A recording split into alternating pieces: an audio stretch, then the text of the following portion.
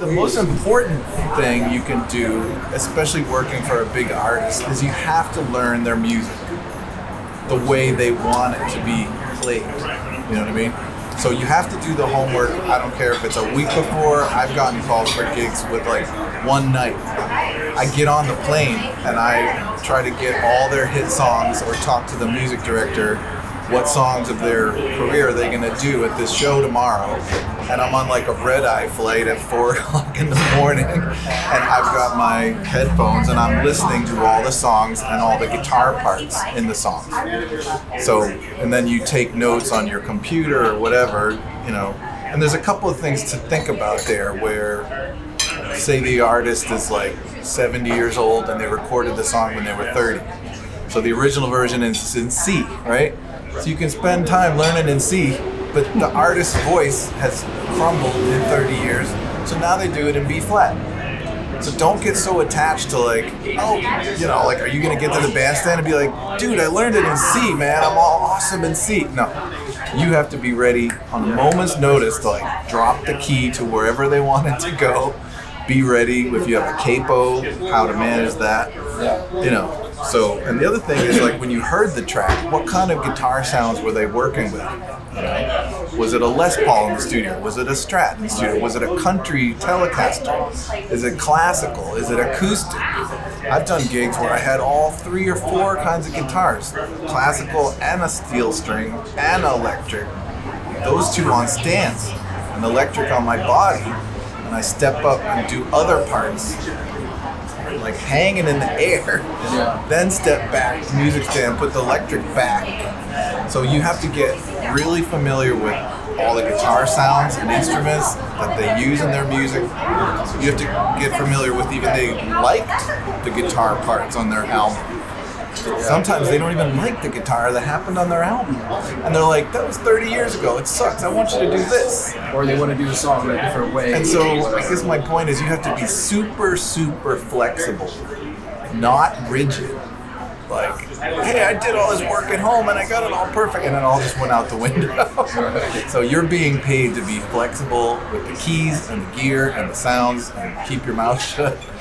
And show up to the flight on time, you look good, your gear is like well adjusted, in tune, you check your cables 5 minutes before the downbeat, some singer stepped on your guitar cable and broke it, and the curtain goes up and you're supposed to play the first lick of the show and you got no sound.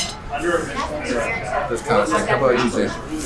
Well, it's kind of what you're saying. You just have to be adaptable and ready to pivot, because you also have to understand that any preparation that you put in, you can prepare all you want at home in front of your computer or whatever, but just know that the second that you get involved in the rehearsal with the artist, that all that can go out the window and it can change on a dime, and you can and I think just having some experience to once you do it a few times, becomes a little bit less of a big deal. One of the things that came up last week in a lesson was, this guy was asking me, so what do you do to get prepared so that you're fully prepared on stage? Before a gig, for me, a lot of times, my favorite gigs are kind of like what you were talking about. If you're on tour, they're playing the cities where I don't have any friends, I don't know anybody in that city, there's no one that's going to be on my guest list that night, and those are my favorite gigs, because I don't have to do anything. I can just concentrate on getting through the gig. And as I've gotten older, and I don't know why this happened, but I've developed a little bit of, I don't call it stage fright, but stage anxiety, so I need time before, even if it's just some innocuous show where a lot of stuff's on tracks, it doesn't matter. Just going, if I have parts to play, and I need at least 5, 10, 15 minutes before the show to just kind of be alone. Right. I don't want anyone talking to me. I'm not on my phone. I just need to get in the zone. Totally. I feel that. But playing shows in a city where it's like you play a show in LA, if you're on tour and you come to LA, and it's like, you got 20 people on your list, and all your friends are coming to see you. You know the audience is going to be full of musicians just watching you, just waiting for you to screw up. Oh yeah. So, there is that pressure in LA. Yeah. But there's also lovely people in the audience too. No, so. not with me. All my friends are judging me. They're all judging me. Yeah. Unless you're there. Well, yeah. I mean, for me, definitely like finding time to clear your head and just kind of be in the moment. When downbeat happens, I want to be, I want to be there, and I want to, be able to do my best. So, and it's, it's all by feel anyway. I feel like, especially when we get older as players too, as musicians, there's a little bit more of a spiritual element to the way we play and what we do. So you want to be clean, so to speak, before you're able to perform. And when you're able to do that and just let go of everything seems to flow better. I feel like I could count on one hand the number of gigs that truly were like, wow, that was a good gig. That was great. I played well, and I felt really good about that. So all the prep time that you put in for me is just a safety net to know that, like, if things start really going off the rails, I can fall back at least I can rely on the fact that I prepared and I know the material enough to there are know some things that are automatic, how to recover, and because playing was like I played with drjohn for a while, and it was different every night. Like the song, like you would learn the material, and it was another one of those things. I got that call. It was pretty short notice, right? So I had to learn like 40 songs in just a few days, and but you learn the songs off the record. You get there to play them, and it's like, and they're nothing like what's on the record. It's like, oh yeah, well he doesn't really do it like that, right? Because it was like that. He was older when I played with him, and we're doing songs from albums he made in the '60s, and so the recorded versions were merely suggestions. So nice. The same thing with you. I think you told me once when you got the gig with Aretha, it was a pretty quick thing. Like you had to learn the music in the hotel room or something, it was even better than that. I got an airplane ticket to go somewhere, and I didn't know who I was playing for.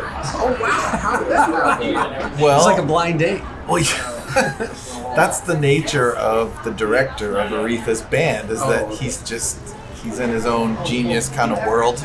And so I played at church with them every Friday, Saturday night, like 2006, 2007. So I played these gospel gigs with him, and he's a famous arranger, HB, And so I worked with him for a couple years, and one evening he just looked at me and he said, "You're ready." I was like, "Ready for what?" He's like, "Come out with me." I was like, "Okay, where are we going?" Yeah. He's like, "I'll send you a ticket tomorrow." And that was it. So he got me a ticket, and I didn't know who I was going to play for. So I show up at the airport, and the drummer is there, Nate Niblett, sweetest guy. Been around forever, Motown sessions, all that.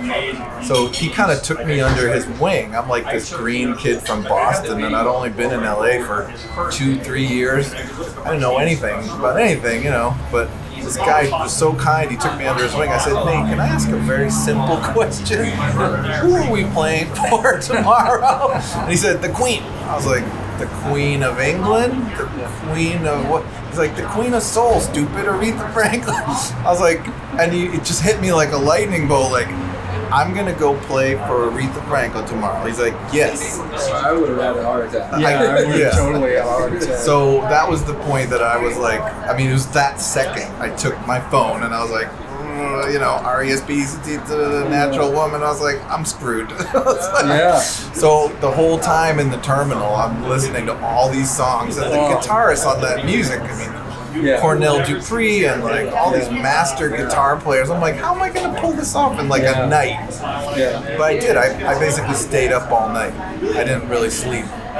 When we got to the hotel, I practiced the licks all night long. Maybe slept an hour. Went to sound check. Did the gig. It was at the Count Basie Theater in New Jersey. It was like 100-year-old theater, and the power was all garbage. So the amps are all humming, and the monitors are buzzing, and you know, I brought a telly because I heard the Steve Cropper part on Think. Think. That's Steve Cropper with the spanky country B flat to B. So I was like, at least I can nail one song. You know? Right. Yeah, so I did the first gig with her. I had a tuxedo on and I had my telly and I didn't know anything. And I guess she liked it because she told me to come back, but it was nerve-wracking, you know. That's amazing. Yeah, I bet. Just get dropped in the fire. That's how LA is. I mean, if you want to be here and stay here, you have to be ready to be dropped in the fire. Yeah. And you're talking about the spiritual sense of it. Like, you have to have the mental, spiritual fortitude to not, like, internalize that kind of a shock. You know what I mean? You have to just kind of grit your teeth and be like, I can do this. I belong here. You have to believe in yourself no matter what. Yeah. I wish I had more of that when I was younger, which I kind of didn't. I was very, you know, I would get in my own way a lot. You know, I couldn't get out of my own way. We all did.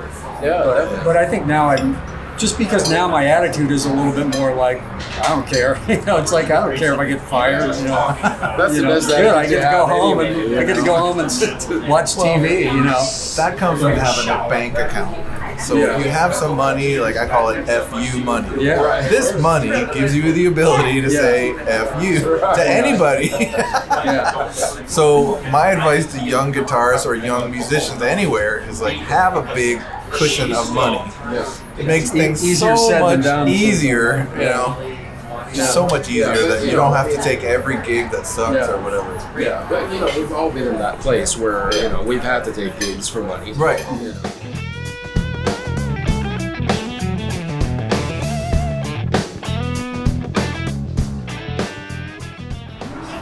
It really matters how we prepare ourselves for these situations, and also when we do get them, when we do get those gigs, to realize, well, you got this gig for a reason because they already think that you're a good player, or they already like you. You know? Yeah. So take it easy. You know, just kind of be in the try to be in the moment and do what you do. You know.